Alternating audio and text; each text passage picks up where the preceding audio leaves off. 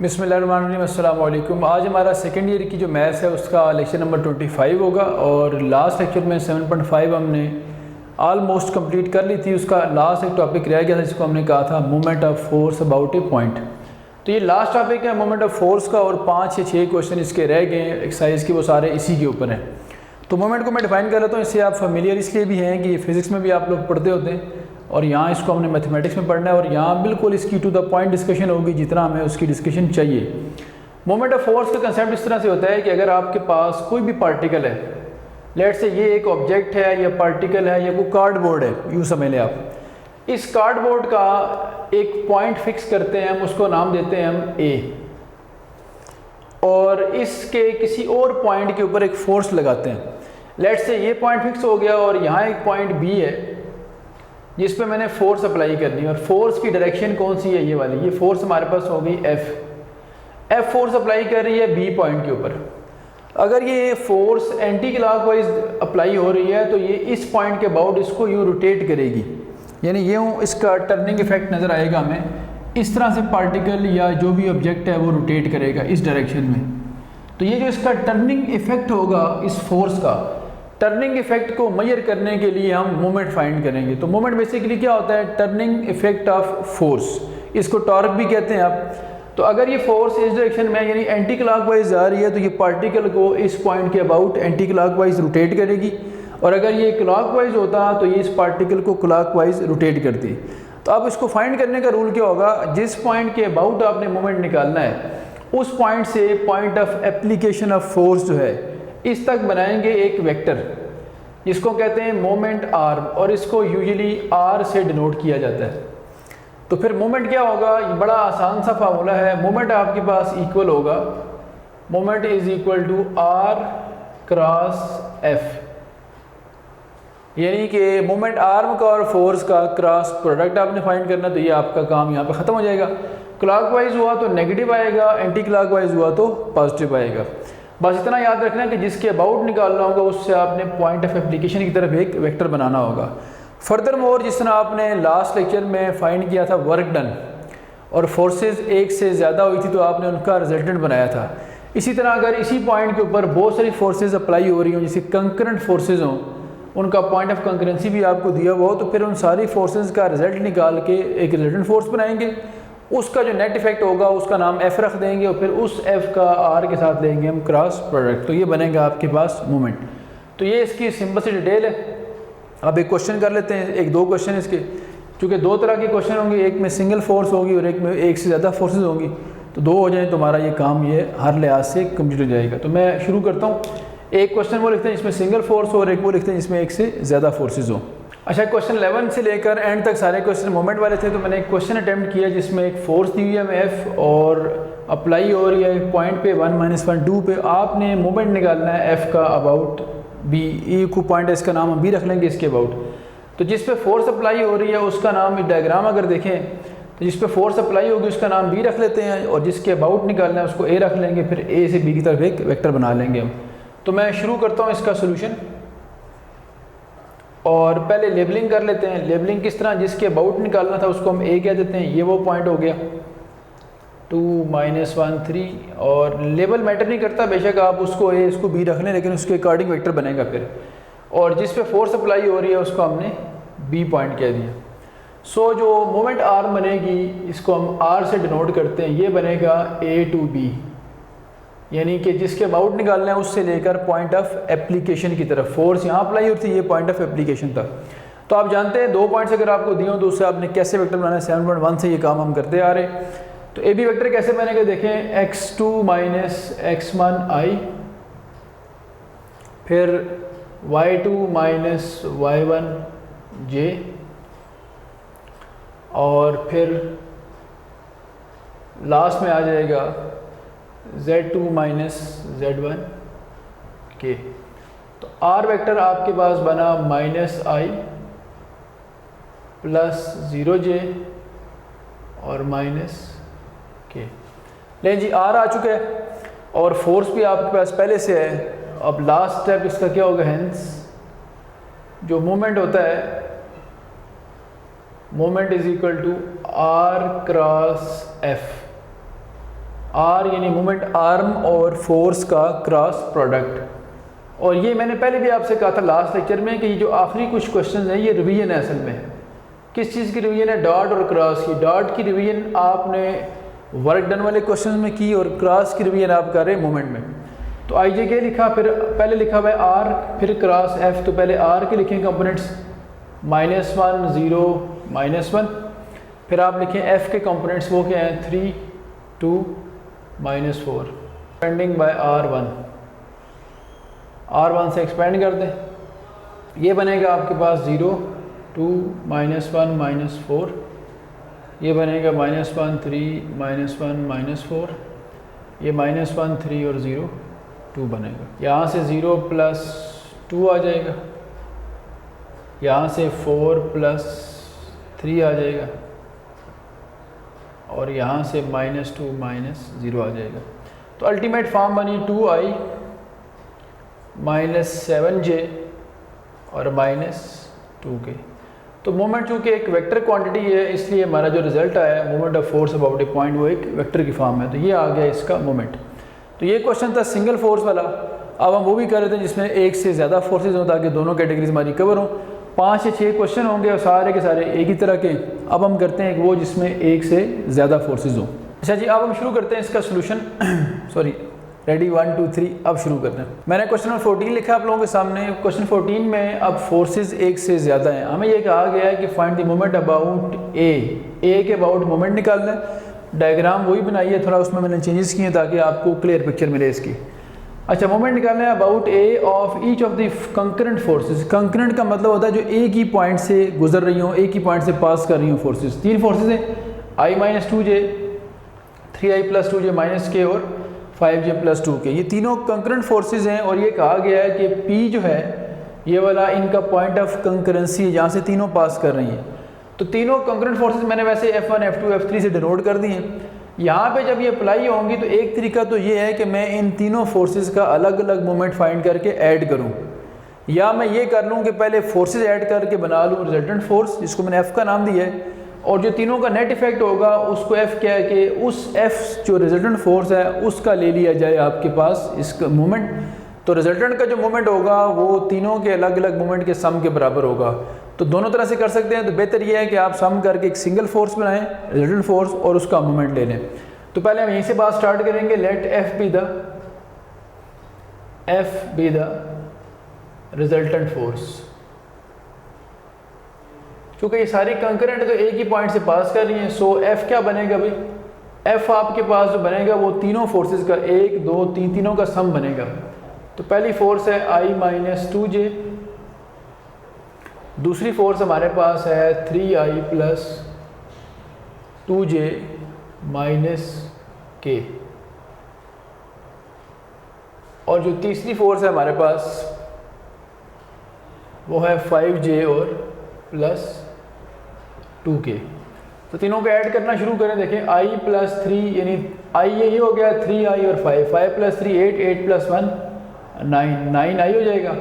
2j और -2j cut जाएंगे तो पीछे, और इसमें बल्कि यहाँ हमने सिर्फ ये i है और ये 3i है, तो 3i + i कितना हो जाएगा 4i। ये जो 5j है और ये 2j, ये 2j -2j कट जाएंगे, सिर्फ क्या बच जाएगा 5j बच जाएगा आपके पास।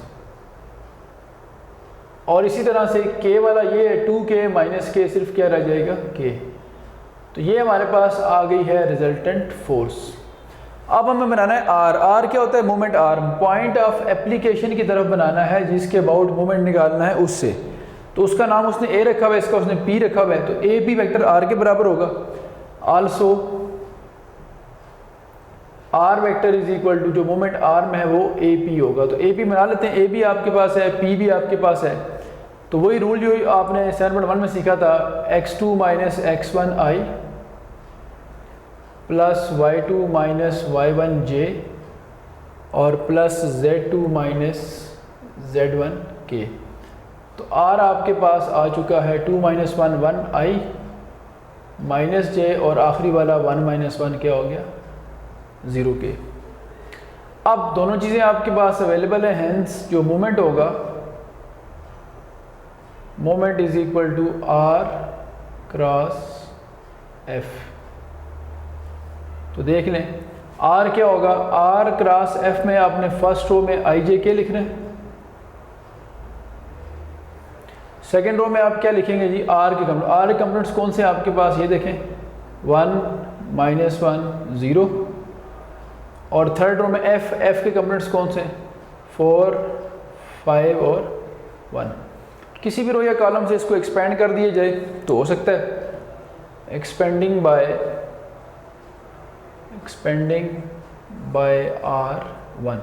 R1 से एक्सपेंड कर लेते हैं। देखें तो फर्स्ट क्या आएगा आई, रो और कॉलम डिलीट कर दें, फिर आ जाएगा माइनस जे, रो और कॉलम डिलीट कर दें, फिर आ जाएगा के, रो और कॉलम इसका डिलीट कर दें। तो -1 5 0 1 1 4 0 1, पहले आपने लिखा -5 0 1, इसको लिखा 1 4 0 1। अब के लिखेंगे तो 1 4 -1 और 5। आफ्टर सिंप्लीफिकेशन देखें क्या बनता है, आई ये -1 -0 है, ये 1 -0 हो गया, और जो के है वो 5 -4। So moment is equal to, जो लास्ट इसकी रिजल्ट हमारे पास इसकी फॉर्म बनी है मोमेंट की, वो आ गया -i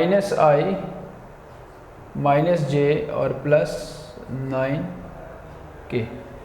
यहाँ एक्सरसाइज भी कंप्लीट होती है, और मैंने आपसे कहा है कि रिजल्टेंट फोर्स निकाल के उसका मोमेंट निकाल लें, या तीनों फोर्सेस का अलग अलग मोमेंट निकाल के ऐड कर दें, एक ही बात है। तो ये हमारा फाइनल आंसर है। और इस क्वेश्चन करने के बाद एक्सरसाइज हमारी कंप्लीट है। अब कुछ एग्जांपल्स मैं आपको करवा देता हूँ। एग्जांपल्स मैंने वैसे पहले आपसे कहा था, हमारी रूटीन ये होती है कि चैप्टर जब हमारा एंड होता है तो उसके बाद हम एग्जांपल्स करते होते हैं। चैप्टर अब अल्हम्दुलिल्लाह हमारा एंड चुका है। जो एग्जांपल्स आपके पेपर के हवाले से इंपॉर्टेंट हैं वो मैं आपको अब कराऊंगा। यहाँ पे कुछ मैंने पहले भी 1-2 करवाई हैं, अब जो रह गई हैं वो हम करते हैं। तो रिवर्स ऑर्डर में शुरू करते हैं। पहले 7.5 से पहले कुछ एग्जांपल्स हैं जो पेपर में आई हुई हैं और इंपॉर्टेंट एग्जांपल्स हैं, वो 1-2 करते हैं। फिर हम इसी तरह 7.4 3 2 और 1 तक जाएंगे। शुरू करते हैं। अच्छा जी, अब हम एग्जांपल्स की तरफ आते हैं। मैंने जैसे कहा है कि कुछ एग्जांपल्स हम करेंगे एक्सरसाइज की कंप्लीशन के बाद। एग्जांपल नंबर 5 मैंने 7.5 से पहले देखें तो लिखी नज़र आएगी आपको, ये लिखी है यहाँ पे। ये 2 बार फेडरल बोर्ड में लॉन्ग क्वेश्चन में आ चुकी है, और ये बड़ी इंपॉर्टेंट एग्जांपल है, जो कि यहाँ थोड़े से स्टूडेंट्स कंफ्यूज हो रहे होते हैं इसको पढ़ने के हवाले से। अब आपको ये कहा जा रहा है कि prove that the points whose position vectors are. अब देखिए ए पॉइंट है, उसके साथ ब्रैकेट में एक वेक्टर लिखा हुआ है, इसी तरह बी के साथ, सी के साथ और डी के साथ, चारों पॉइंट्स के साथ। आमतौर पे तो पॉइंट के साथ उसके कोऑर्डिनेट लिखे होते हैं, लेकिन यहाँ पॉइंट के साथ पूरा एक वेक्टर है जो शो कर रहा है कि ये उसका पोजीशन वेक्टर है। आपको अगर याद हो तो सम टाइम हमने ये भी किया है कि हम ए के साथ यूँ स्मॉल ए लिखा करते थे, जिसका मीनिंग ये था कि ए के साथ उसका पोजीशन वेक्टर लिखा हुआ है, और ये स्मॉल ए का मतलब ये होता था कि ये ओ ए है बेसिकली। तो इसका मतलब है ये जो लिखा हुआ है ये वेक्टर, ये ओ ए है, यानी ये ए का पोजीशन वेक्टर है, ये बी का, ये सी का और ये डी का। शो ये करना है कि ये सारे पॉइंट्स कोप्लेनर हैं। आपने 7.5 का जो क्वेश्चन किया था, क्वेश्चन 3 अगर आपको याद हो, तो वहाँ पे हमने वेक्टर्स को कोप्लेनर शो किया था। यहाँ पे हम पॉइंट्स को शो करेंगे कि वो कोप्लेनर है। अब तरीकाकार क्या होगा? तरीका हमारा ये होगा कि हम किसी एक पॉइंट को फिक्स करके उससे बनाएंगे 3 वेक्टर्स, और फिर उसके बाद देखेंगे कि कैसे हमने कोप्लेनर शो करना है। तो सबसे पहली बात तो हम ये करते हैं कि जो डाटा हमारे पास गिवन है, जिस तरह मैंने आपको पहले कहा है कि जो ए के साथ लिखा हुआ है ये असल में ए का पोजीशन वेक्टर है, इसको मैं ओ ए लिख रहा हूँ। तो ये क्या है हमारे पास -6i + 3j + 2k। जो बी के साथ लिखा हुआ है ये ओ बी है। क्या बनेगा देखें ज़रा, ये 3i -2j और +4k, क्योंकि जो पोजीशन वेक्टर होता है वो उस पॉइंट को ओरिजिन से मिला के बनता है। इसी तरह सी वाला ओ सी होगा 5i + 7j और +3k, और जो डी वाला होगा वो आपके पास आ जाएगा ओ डी। तो ये जो आखिरी वाला ये डी वाला हो गया -13i + 17j और एंड में आएगा माइनस के। लें जी, ये हो गया हमारे पास कंप्लीट। अब मैं जो बात आपसे कह रहा था वो ये है कि किसी एक पॉइंट को आपने फिक्स करना है। लेट से आपने ए को फिक्स कर दिया, फिर ए से आपने बनाना है वेक्टर बी की तरफ, ए से बनाना है सी की तरफ, ए से बनाना है डी की तरफ। तो अगर तो ये सारे एक प्लेन में हुए, यानी ये तीन वेक्टर्स जो हैं ए बी, ए सी और ए डी, ये अगर एक प्लेन में होंगे तो ये चारों पॉइंट्स भी एक प्लेन में आ जाएंगे। इसका मतलब ये हुआ कि तीन वेक्टर बना के जो वेक्टर्स को कोप्लेनर शो करने वाला मेथड है वो अप्लाई करेंगे। पहले फेज़ में वेक्टर कोप्लेनर शो होंगे और अल्टीमेटली जो पॉइंट्स चार थे वो भी कोप्लेनर हो जाएंगे। तो अब देखें, हम लिखते हैं नाउ, ये जो है एक फिक्स करके वेक्टर बनाना शुरू करें ना। पहले बनाएंगे हम ए बी, ए से बी वेक्टर। क्या रूल होता है, अगर हमारे पास पोजीशन वेक्टर्स हैं तो ओ बी माइनस ओ है, और अगर अब हमारे पास पॉइंट्स हैं, कोऑर्डिनेट्स हैं, तो फिर हम x2 माइनस x1 करते होते हैं। अच्छा जी, ए बी आपके पास है ओ बी माइनस ओ है, ओ बी ये लिखा हुआ है, ओ ए ये लिखा हुआ है, तो पुट करते हैं वैल्यूज़ यहाँ पे। ओ बी की जगह पे आ जाएगा 3i minus 2j plus 4k, और अगर हम ओ ए लिखें तो वो ऊपर लिखा हुआ है माइनस 6i प्लस 3j और प्लस 2k। अब इसको सिंप्लीफाई करते हैं तो ए बी की जो फाइनल फॉर्म आएगी हमारे पास, देखें 3i माइनस माइनस 6, तो ये हो जाएगा प्लस 6, 3 प्लस 6 कितना हो गया 9, माइनस 2j और माइनस 3 करें, माइनस 2 माइनस 3 माइनस 5, और 4 माइनस 2 करें तो आ जाएगा 2। ये रहें, ये आपके पास आ गया ए बी। इसी तरह से ए बी के बाद हम बात करते हैं ए सी की, और ये होगा O C minus O A by definition. O C आपके पास ये पड़ा हुआ है, तो लिख लेते हैं 5i प्लस 7j और प्लस 3k, और माइनस ओ ए करें अगर आप तो माइनस 6i था, प्लस 3j था और प्लस 4k था। अब इसको मैं सिंप्लीफाई कर देंगे, 5 माइनस माइनस प्लस 6 कितना हो जाएगा 11, 11i, 7 माइनस 3 करें तो 4j और 3 माइनस 4 करें तो माइनस 1। ये आ गया आपके पास ए सी।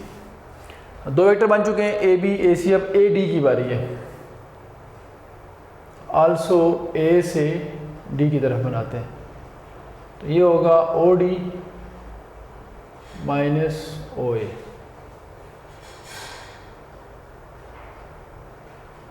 Minus 13i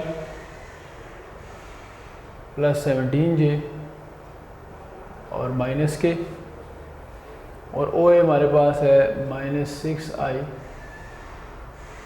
plus 3j plus 2k। Minus 13 minus minus plus 6 करें तो माइनस 7i हो जाएगा, 17 माइनस 3 करें तो ये हो जाएगा 14, और माइनस के माइनस 2k करें तो ये हो जाएगा माइनस 3k। ये आ गया हमारे पास ए डी। अब मैं ज़रा हाईलाइट कर देता हूँ तीनों को, ताकि हमें आइडिया हो कि हमने किस तरफ मूव करना है। तो ये हमारे पास पहला वेक्टर था ए बी, ये आ गया ए सी, और ये आ गया हमारे पास ए डी। इन तीनों का हम फाइंड करेंगे स्केलर ट्रिपल प्रोडक्ट। अगर वो ज़ीरो हो गया तो ये तीनों कोप्लेनर होंगे, और डेफिनेटली अगर 4 पॉइंट से बनने वाले 3 वेक्टर एक प्लेन में होंगे तो अल्टीमेटली चारों पॉइंट्स भी एक प्लेन में हो जाएंगे, और हम शो कर देंगे कि चारों पॉइंट्स कोलिनियर हैं। तो शुरू करते हैं। Consider A B dot A C cross A D, यानी इन तीनों का scalar triple product a dot b cross c जो होता है, ये क्या होता है, 3 क्रॉस 3 का डिटर्मिनेंट ही होता है। उसकी जो फर्स्ट रो है इसमें आप क्या लिखेंगे, ए बी के कंपोनेंट्स जो कि क्या लिखे हुए हमारे पास ये ऊपर है 9 माइनस 5 और 2, और इसी तरह उसके बाद ए सी के कंपोनेंट्स हैं 11 4 और माइनस 1, फिर ए डी के कंपोनेंट्स हैं माइनस 7 14 और माइनस 3। तो ये अब आप इन तीनों को कैलकुलेट करें। अच्छा जी, जिस तरह हमने ये ए बी बनाया है ए बी, इसी तरह से आपके पास अब ए सी बनेगा और ए डी बनेगा। ए सी क्या होगा, O C minus O A, ओ सी ये लिखा है, ओ ए ये लिखा है आपके पास। यहाँ ओ सी की वैल्यू पुट कर दी, यहाँ ओ ए की, इनको 5 माइनस -6, 7 माइनस 3 और 3 माइनस 2 करें, ये आंसर बनता है। इसी तरह ए डी की बात करते हैं। ए डी क्या होगा, by definition O D minus O A. O D ये लिखा हुआ है आपके पास और ओ ए ये लिखा हुआ है, तो ओ डी माइनस ओ ए करें, -13 प्लस 6 करें तो -7 आ जाएगा, इस तरह 14 और इस तरह -3। अब आपने शो करना था कि ये चारों वेक्टर कोप्लेनर हैं, उसके लिए इन वेक्टर्स चारों पॉइंट्स कोप्लेनर हैं, ये शो करना था, और उसके लिए हमने 3 वेक्टर बनाए थे, ए बी ए सी और ए डी। तो पहले फेज़ में अगर हम ये शो कर दें कि ये तीनों vector A B A C A D coplanar हैं, तो जिन 4 पॉइंट्स ये वेक्टर बने ऑटोमेटिकली वो भी क्या हो जाएंगे, कोप्लेनर। इस पर्पज़ के लिए हमें इन तीनों का स्केलर ट्रिपल प्रोडक्ट कंसीडर करना पड़ेगा। जैसे क्वेश्चन नंबर 3 आपने 7.5 में किया था, 3 और 4 दोनों। तो मैंने तीनों का स्केलर ट्रिपल प्रोडक्ट लिखा, A B dot A C cross A D. First row में ए बी, फिर ए सी और फिर ए डी लिखा। अब इसको करते हैं कैलकुलेट, और अगर इसका आंसर 0 हो गया तो ये वेक्टर कोप्लेनर होंगे और अल्टीमेटली पॉइंट्स हो जाएंगे कोप्लेनर। इसको कहीं से भी एक्सपेंड कर सकते हैं हम, एक्सपेंडिंग बाय R1 करते हैं। R1 से एक्सपेंड करें तो क्या होना है देखें, फर्स्ट एलिमेंट कौन सा आएगा 9, इसके करस्पॉन्डिंग रो और कॉलम डिलीट, फिर -5 आएगा, फिर आ जाएगा आपके पास 2। तो देखें ये क्या बनना है आपके पास भाई, यहाँ आ जाएगा 4, 14, 1 और -3, यहाँ आ जाएगा 11, -7, 1 और -3, और 11, 4, -7 और 14। सिंप्लीफाई करते हैं इसको, 9 इंटू ये आ जाएगा -12, -14, यहाँ 5 आ जाएगा, तो -33 और +7 आ जाना है, और इसमें आ जाएगा 2 इंटू 14 11 ज़ा 154 और 7 4 ज़ा 28। लेकिन जी अब कैलकुलेशन है और ये करके देखते हैं इसका आंसर क्या बनता है। अच्छा जी, ये हो गया सारा सिंप्लीफाई करके, -234, ये बनेगा 130 और ये बनेगा 364। ये सारे ऐड करें तो अल्टीमेट आंसर क्या आता है, 0। 0 आंसर आने का मतलब है कि इन तीनों का स्केलर ट्रिपल प्रोडक्ट 0 हो गया। सो हम कह सकते हैं, so A B vector, A C vector और ए डी वेक्टर ये क्या हो गए, आर कोप्लेनर। ये आगे कोप्लेनर, अगर ये कोप्लेनर हो गए, ये जो 3 वेक्टर्स कोप्लेनर हो गए, ये जिन 4 पॉइंट से बन रहे थे, फिर अल्टीमेटली वो चारों पॉइंट्स भी एक प्लेन में आ जाएंगे। तो फाइनल जो कंक्लूजन है वो क्या बना है इसका हमारा, कि hence A B C and D, ये जो 4 पॉइंट्स हैं, दीज पॉइंट्स आर कोप्लेनर। ये पॉइंट्स भी हमारे पास हो गए कोप्लेनर। तो ये बड़ी इंपॉर्टेंट एग्जांपल थी और पेपर के हवाले से इंपॉर्टेंट भी है। इसको क्लोज कर दो। अब इससे पीछे चलते हैं, देखते हैं कि और कौन कौन सी एग्जांपल्स इंपॉर्टेंट है, वो आज करते हैं। जो रह जाएंगे एग्जांपल वो इंशाल्लाह फिर हम नेक्स्ट क्लास में करेंगे। अब मैंने एग्जांपल नंबर 4 लिखी है आप लोगों के सामने, और एग्जांपल 4 भी एक इंपॉर्टेंट एग्जांपल है। ये 7.4 से पहले लिखी होगी, 355 पेज है, पेपर के हवाले से इंपॉर्टेंट है जी, क्योंकि ये लॉ ऑफ साइन है। असल में प्रूव करना है कि any triangle A B C, a over sine A, b over sine B, c over sine C जो है वो इक्वल होते हैं। फर्स्ट ईयर में यहाँ पे हम अल्फ़ा बीटा गैमा रखा करते थे, यहाँ चूँकि ए बी सी लिखा है तो हम एंगल्स को ए बी सी से ही डिनोट करेंगे। तो इस पर्पज़ के लिए चूँकि जब ये small A B C use होते हैं तो आप जानते हैं कि कुछ चीज़ें स्टैंडर्ड रखा गया है, वो स्टैंडर्ड हमें फॉलो करना पड़ता है। स्टैंडर्ड क्या होता है कि फिर ए जो वर्टेक्स है इसके अपोजिट साइड स्मॉल ए होती है, बी के अपोजिट स्मॉल बी और सी के अपोजिट स्मॉल सी। आपने 7.3 के लास्ट क्वेश्चन में ये बात सीखी थी। तो इसी के अकॉर्डिंग इनको वेक्टर रख लेंगे। ये हम कहेंगे ए वेक्टर है, ये हम कहेंगे बी वेक्टर है, और ये हम कह देंगे ये सी वेक्टर है। और डायरेक्शन इनकी इस तरह रखते हैं कि ये वन वे राउंड हो, जैसे ए से बी की तरफ, बी से सी की तरफ और सी से फिर ए की तरफ। तो अगर ये क्लोज पाथ बनाएंगे तो अल्टीमेटली इनका रिजल्टेंट क्या हो जाएगा, 0। तो इस तरह एक ट्रायंगल कंसीडर करते हैं, फिर उसको प्रूव करना शुरू करते हैं। तो मैं लिखता हूँ consider a triangle A B C. किस तरह की ट्रायंगल है, सच दैट,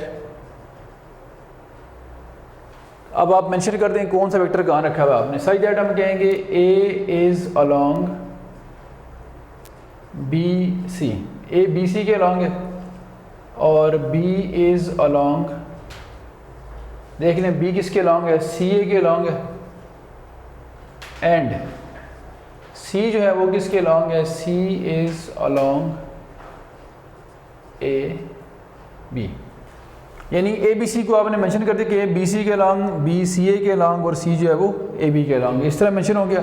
अगर ये वन वे राउंड है तो आप जानते हैं कि फिर इनका सम क्या हो जाएगा, ज़ीरो। ये बात हमने सीखी हुई है कि तीन वेक्टर अगर ट्रायंगल की साइड्स के अलॉन्ग एक्ट करें तो उनका सम क्या हो जाता है, ज़ीरो। इसे क्या देते हैं, ये एक स्टेटमेंट वन आ गई हमारे पास। अच्छा, अब जो कि हमने साइन का प्रूव करना है, तो साइन इन्वॉल्व होता है क्रॉस प्रोडक्ट के अंदर। इसका मतलब हमें इस स्टेटमेंट के साथ क्रॉस लेना पड़ेगा, ए का, बी का या सी का। तो एक एक करके शुरू करते हैं। Taking cross product of, cross product भी कह सकते हैं या आप वेक्टर प्रोडक्ट भी कह सकते हैं, cross product of one by any one. हम पहले ए से लेते हैं क्रॉस प्रोडक्ट इसका, तो देखें क्या होगा। सो वन इम्प्लाइज, ये बनेगा a cross a plus b plus c equals to, एक तरफ वो हो जाएगा और एक तरफ किससे हो जाएगा, ज़ीरो से। क्रॉस डिस्ट्रीब्यूटिव होती है, तीनों पे डिस्ट्रीब्यूट कर दें, a cross a plus a cross b और प्लस ए क्रॉस सी। ऐसा एक क्वेश्चन भी आपने किया था 7.4 के अंदर, अगर आपको याद हो। ये ज़ीरो हो गया, ए क्रॉस ए सेम वेक्टर का क्रॉस है और सेम वेक्टर का क्रॉस ज़ीरो हो जाता, तो ये ज़ीरो हो जाना है यहाँ से। पीछे बच गया आपके पास ए क्रॉस बी और इसको इधर ले आए तो ये बच जाएगा ए क्रॉस सी। अच्छा, अब दोनों तरफ इस पर मैग्नीट्यूड अप्लाई करें। जो कि हमने रिजल्ट प्रूव करना है उसमें ए बी सी हमें मैग्नीट्यूड फॉर्म में चाहिए, जबकि यहाँ किस फॉर्म में है, वेक्टर फॉर्म में। तो दोनों तरफ मैग्नीट्यूड अप्लाई करें, क्योंकि ए क्रॉस बी एक वेक्टर है, इसका मैग्नीट्यूड, और यहाँ जब मैग्नीट्यूड लेंगे तो मैग्नीट्यूड जो होता है वो नेगेटिव साइन के साथ मॉडुलस का की तरह बिहेव करता है, यानी ये इसको पॉजिटिव कर देगा। अब आप देखिए ए क्रॉस बी का फार्मूला क्या था, a magnitude b magnitude sine of angle between them, और साथ एन कैप था, एन कैप इस मॉडुलस की वजह से, मैग्नीट्यूड की वजह से 1 हो जाएगा। तो सिर्फ यहाँ तक बात रहेगी। इसी तरह a magnitude c magnitude sine of angle between them, और साथ क्या आना था, एन कैप, वो भी क्या हो जाएगा 1, चूँकि ये मैग्नीट्यूड है उसकी। अब मैंने स्पेस छोड़ी है, मैं देखना चाह रहा हूँ कि ए और बी में कितना एंगल है। 7.3 का आखिरी क्वेश्चन आप लोगों ने किया था, अगर आपको याद हो तो वहाँ भी एंगल का ही आपको जो था प्रॉब्लम सॉल्व करना पड़ा था। ए और बी में देखने में लगता है जैसे ये सी एंगल है, हालांकि ए इनवर्ड है, बी आउटवर्ड है, दोनों की डायरेक्शन सेम करनी पड़ती है, लाइन ऑफ एक्शन। तो मैं ये करता हूँ कि मैं इस लाइन ऑफ एक्शन को प्रोड्यूस करता हूँ, यानी बी जो है, ए जो है, इसकी लाइन ऑफ एक्शन को हमने प्रोड्यूस किया है। अब ये सी पे पहुँच के देखा जाए तो जो ए वेक्टर है ये सी से आउटवर्ड है, और अब जो एंगल काउंट होगा वो ये वाला एंगल काउंट होगा। तो एंगल बिटवीन द वेक्टर्स तब काउंट होता है जब दोनों आउटवर्ड हो, यानी दोनों सेम डायरेक्शन में हो। तो टोटल 180 होता है, अंदर अगर सी है तो बाहर होगा पाई माइनस सी। सिमिलरली अगर हम बात करते हैं इस बी वेक्टर की और सी के एंगल की, तो बी भी है, देखें इसकी लाइन ऑफ एक्शन को प्रोड्यूस करना पड़ेगा हमें, और ये डायरेक्शन इसकी बन गई। अब सी बी भी यहाँ से आउटवर्ड है और सी भी आउटवर्ड है, तो इन साइड एंगल ए है जो कि ए वर्टेक्स पे बनता है, तो टोटल 180 होता है, तो बाकी बच गया पाई माइनस ए। और लाइक वाइज बिल्कुल इसी तरह से आप यहाँ एंगल बनाएंगे। ये कौन सी लाइन ऑफ एक्शन है, ये सी की लाइन ऑफ एक्शन है और ये ए की है। तो इस पॉइंट पे इंटरनल एंगल बी है, बी वर्टेक्स वाला, और टोटल 180 होता है, तो जो बाहर बच गया वो है पाई माइनस बी। तो ए वेक्टर जो था वो भी आउटवर्ड हो गया और सी भी क्या हो गया, आउटवर्ड। ए और सी में ये एंगल है, बी और सी में ये वाला एंगल है, और ए और सी में ये वाला एंगल है। तो आप देखें ए और बी में कौन सा एंगल हुआ, फिर पाई माइनस सी, और ए और सी में कौन सा हुआ, पाई माइनस बी। वो डायग्राम आपके सामने बनी हुई है। फर्स्ट ईयर की ट्रिग्नोमेट्री का रिजल्ट है कि sine of pi minus theta जो होता है ये साइन थीटा के बराबर ही होता है। तो इसका मतलब sine of pi minus C क्या आ जाएगा, साइन सी बन जाएगा, और sine of pi minus B भी क्या बन जाएगा, साइन बी। ए से क्या हो जाना है, कैंसिल। अब आप इसको इस तरह डिवाइड करें जिस तरह आपको चाहिए, इस तरह से। तो इधर बी के नीचे आप क्रॉस ले आए यहाँ से, साइन बी को इधर जाके बी के नीचे लिख दें, और साइन सी इधर ले आए ताकि ये आ जाए सी के नीचे। तो आप देख सकते हैं आपने 50% प्रूव कर दिया है, ये दोनों आपने इक्वल शो कर दिए हैं।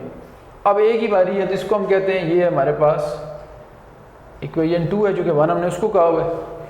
अब एक बार और क्रॉस लेना पड़ेगा, जिस तरह हमने ए से लिए ऐसे ही हम किसी और से लेते हैं, बी से या सी से। और जो दूसरी स्टेटमेंट है वो भी हम बना लेते हैं। तो मैं लिखता हूँ again taking cross product of 1/b, so 1 implies b cross a plus b plus c, b cross 0, एक तरफ 0 से हो जाएगा। अब ये डिस्ट्रीब्यूटिव उसी तरह से है, b क्रॉस a होगा, फिर b क्रॉस b होगा, फिर b क्रॉस c, तीनों पे अलग अलग हो गया डिस्ट्रीब्यूट, और 0 से क्रॉस लेके क्या आंसर आएगा 0। सेम वेक्टर का क्रॉस 0 होता है तो b क्रॉस b 0 हो जाएगा। अब ये जो b क्रॉस c है इसको इधर ही रहने दें, और ये b क्रॉस a इस तरफ ले आए तो यहाँ की क्या हो जाएगा ये नेगेटिव। आप इसका ऑर्डर चेंज कर लें ताकि ये पॉजिटिव हो जाए, ना भी चेंज करें तो मॉड लेके हम पॉजिटिव कर सकते हैं। ऑर्डर चेंज किया तो ये हो गया पॉजिटिव। चूँकि a क्रॉस b को जब b क्रॉस a में कन्वर्ट करते हैं या b क्रॉस c को a क्रॉस b में, तो नेगेटिव साइन जनरेट होता है जो इसको क्या कर देगा पॉजिटिव। अब हमने वही बात है कि आंसर मैग्नीट्यूड फॉर्म में लाना, ये वेक्टर फॉर्म में लिखा हो। जिस तरह यहाँ मैग्नीट्यूड अप्लाई की थी मैंने, वैसे ही यहाँ मैं अप्लाई करूँगा मैग्नीट्यूड। यहाँ चूँकि स्पेस नहीं है मैं इसको रेज करता हूँ और यहाँ फिर इसको लिखता हूँ मैं। अच्छा जी, इस पर अप्लाई करते हैं मैग्नीट्यूड। देखें दोनों तरफ तो क्या बनेगा, एक तरफ आएगा b क्रॉस c मैग्नीट्यूड और एक तरफ आएगा a क्रॉस b मैग्नीट्यूड। अब फार्मूला क्या होता है क्रॉस प्रोडक्ट का, b magnitude c magnitude sine of angle between them, और n कैप जो आएगा वो मॉडुलस की वजह से उसका n कैप क्या हो जाएगा 1। इधर आएगा a magnitude b magnitude sine of angle between them, और जो n कैप था उसका मॉड क्या हो जाएगा 1। अब b और c में कितना एंगल है ये देखें, b में और c में एंगल है पाई माइनस a, और a और b में कितना एंगल है, a और b में है पाई माइनस c। अभी ये रिजल्ट हमने पढ़ा है, दोबारा लिख देता हूँ मैं इसको कि फर्स्ट ईयर की ट्रिग्नोमेट्री का रिजल्ट है कि sine of pi minus theta दोबारा क्या होता है साइन थीटा, और cos of pi minus theta जो होता है वो होता है माइनस कॉस थीटा। तो ये आ जाएगा बी सी और ये साइन ऑफ ए बन जाएगा, ये ए बी और ये साइन ऑफ सी बन जाएगा। बी कैंसिल हो गया बी से, और अब क्रॉस कर लें इसको, इधर सी छोड़ दें और इधर ए छोड़ दें, वो साइन ए यहाँ ला के डिवाइड कर दें और ये साइन सी जो है वो वहाँ जाके डिवाइड कर दें। अब आप देख सकते हैं इसको मैं कहता हूँ इक्वेशन 3। तो मैं ज़रा हाईलाइट करता हूँ डिफरेंट कलर से। ये आप देख सकते हैं कि पहली स्टेटमेंट में बी और सी वाला रिज़ल्ट इक्वल था, दूसरी वाली में ए और सी वाला इक्वल है। इसका मतलब है कि सी बी वाले के बराबर भी है और सी ए के बराबर भी है। तो तीनों को कंबाइन करें अगर ए बी सी को, तो हम कह सकते हैं कि इक्वेशन 2 और 3 का जो मिक्सचर है फ्रॉम इक्वेशन 2 एंड 3, 2 3 से क्या बात लग रही है हमें कि ए ओवर साइन ए जो है, यानी ये 2 और 3 ये बता रहे हैं कि सारे आपस में इक्वल हैं।